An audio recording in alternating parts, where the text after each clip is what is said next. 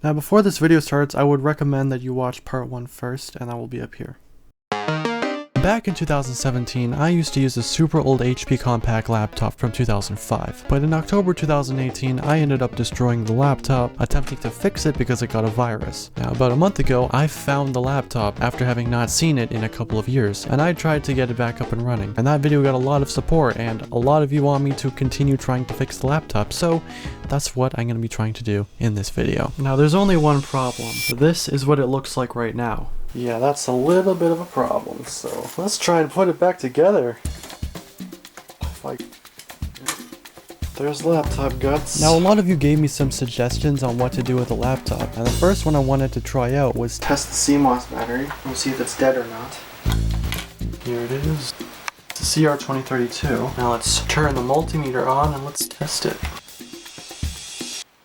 And it gives out 3 volts. Yeah, it says 3 volts on the battery. I'm actually shocked. This is like a 20-year-old battery. But the next thing I had to do was put it back together because I didn't want to leave it in this weird state.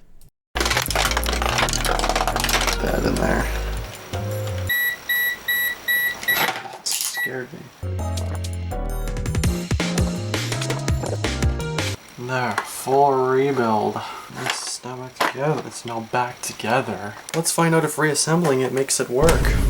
But by then, I was getting super doubtful that even my charger was working because I haven't used that in so many years. Is this power plug even working? I'm gonna test it with my multimeter again.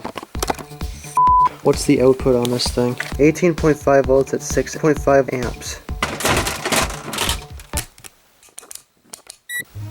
0 volts. Whoa, 6.2 volts. Maybe it's split. Of course the charger works. That's not even slightly the problem. Yeah, there's probably something wrong with the motherboard because the fan's plugged in and I hit the power button and the fan doesn't actually spin up at all, which is really weird. Now, I had filmed this part of the video about 2 weeks ago already, but after so many people asked me to make the sequel, I'm going to make this thing work no matter what.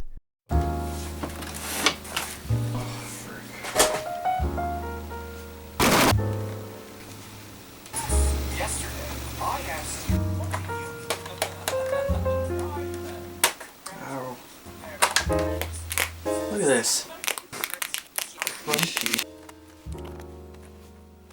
How to bake a motherboard. In my last short, I showed how I broke my graphics card. Important to note that I'm using a dedicated toaster oven for this experiment. You should definitely avoid doing something like this in your everyday cooking oven.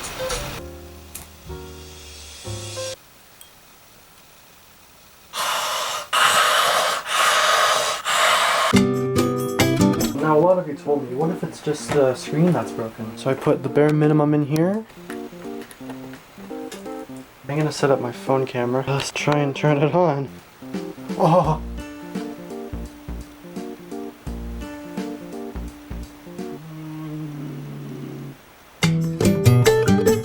Well, I just found a problem. I don't know if it's the problem, but it's definitely a problem. Look at this. See how it's like sort of like frayed looking? I don't think that's how that's supposed to look. Highly doubt it's supposed to look like that.